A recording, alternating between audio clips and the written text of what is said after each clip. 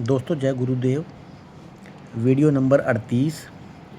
दोस्तों भविष्य को लेकर, इस तकलीफ़ को लेकर बहुत से मरीजों का और ये कहें मरीजों के परिवारजनों का और कुछ आम जन साधारण लोगों का भी सवाल आया है कि सर क्या भविष्य में ये तकलीफ़ ख़त्म होगी। तो मैं उनसे ये बताना चाहता हूँ दोस्तों, इसकी रोकथाम या ये कहें किसी भी प्रकार की चर्म रोग की, एलर्जी की, सोराइसिस जैसी तकलीफ़ों की, इनकी रोकथाम इन पर लगाम लगाकर ही की जा सकती है।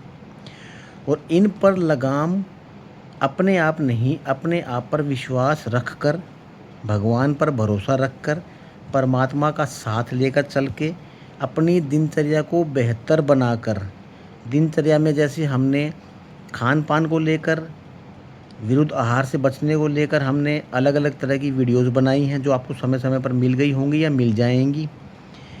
सकारात्मक सोच रखकर, सबसे बड़ी बात, सबसे अहम बात है दोस्तों, तकलीफ़ कोई भी हो, छोटी या बड़ी, चाहे वो कोई बड़ी बीमारी हो, आपकी सोच अगर सकारात्मकता है, आपकी सोच में सकारात्मकता उस तकलीफ़ को बढ़ने से या ख़राब होने से काफ़ी हद तक रोकती है।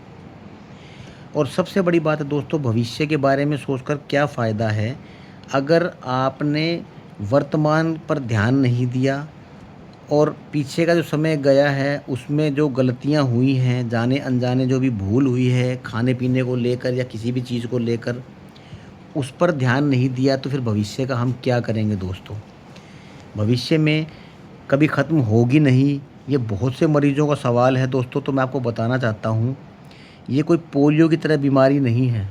ये पोलियो जैसी तकलीफ़ नहीं है कि सरकार इस पर किसी प्रकार से रोकथाम कर देगी, किसी प्रकार से दवाइयाँ या इंजेक्शन वगैरह लगाकर इस पर रोकथाम कर देगी या इस पर कमी ला देगी। ये एक प्रकार का विकार है दोस्तों, जो किसी भी जीवंत वस्तु में या कह दें इंसान में, जानवर में, किसी में भी हो सकता है। अब अगर जानवरों का ज़िक्र आया दोस्तों, तो हमने इस चीज़ को 2-4 बार आज़मा कर देखा है।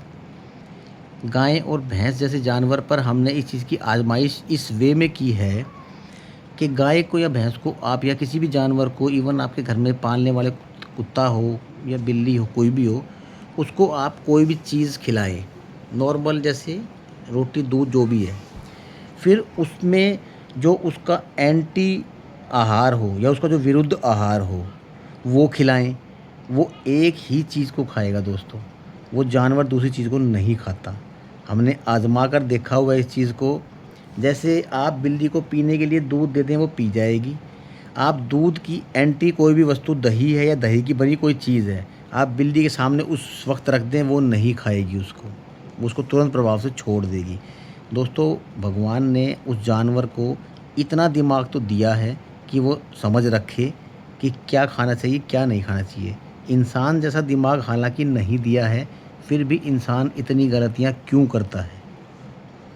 जब बार-बार आपको वीडियोज़ के माध्यम से ये बताया जा रहा है कि विरुद्ध आहार को हमें अपने जीवन से दूर करना है, विरुद्ध वातावरण को हमें अपने आप से दूर करना है, हमें विरुद्ध वातावरण में नहीं रहना है, कोशिश रखनी है जितना कम से कम विरुद्ध वातावरण में रहा जाए।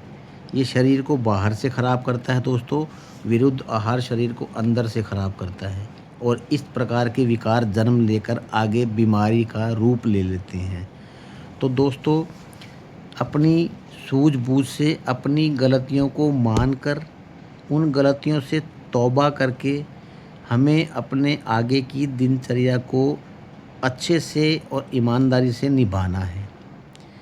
इसके बाद दोस्तों मैं आपसे मेरा ये दावा है कि आप कुछ ऐसी चीज़ों को जिन्हें ये कहा जाता है कि वो खाने-पीने में ठीक नहीं है, घर पे बनवा कर भी अगर थोड़ा-थोड़ा कभी-कभार खाएँगे तो वो भी नुकसान कम करेंगे दोस्तों। किसी भी चीज़ के आदी ना बनें, खाना-पीना, पहनना, सोना, ओढ़ना, किसी भी चीज़ के आदी ना बनें, शरीर को उनका आदी ना होने दें। जैसे छोटी सी चीज़ है दोस्तों, एसी और जो अपने एयर कंडीशनर और आपके जो सर्दियों में हीटर वगैरह होते हैं, ये शरीर को ख़राब करने के लिए हैं दोस्तों। इनके आदी ना बनें, इतना ही इनका प्रयोग करें जो शरीर के लिए एक सकारात्मक प्रभाव रखें। इतना ना करें कि आप उनका 24 घंटे इस हिसाब से इस्तेमाल करें कि बाद में शरीर उनके बिना या तो रह ना सके या आपको किसी न किसी विकार का उनके बाद सामना करना पड़े। उससे फिर यही तकलीफ़ें जन्म लेती हैं दोस्तों। मैंने भी ये गलती की हुई है, लेकिन मैं बहुत जल्द ही इस बात को समझ गया कि शरीर आखिर में चाहता क्या है, और उन चीज़ों को देखकर, उन चीज़ों को अपनाकर अब मैं काफ़ी हद तक ठीक हूँ। अब तकलीफ़ थोड़ी बहुत मौसम के बदलने से या कुछ खाने-पीने की वजह से होती ज़रूर है दोस्तों, लेकिन वो बढ़ती नहीं है। इसको तकलीफ़ पे लगाम लगाना, या कहते हैं काफ़ी हद तक ठीक होना भी कहा जाता है। और सबसे बड़ी बात दोस्तों, हमारे जीवन में हमें किसी भी प्रकार की लत का या किसी भी प्रकार के व्यसन का त्याग कर देना चाहिए। ये बीड़ी, सिगरेट, गुटखा, पान मसाला, शराब, मीट, मांसाहार, ये सब शरीर के लिए हानिकारक हैं दोस्तों।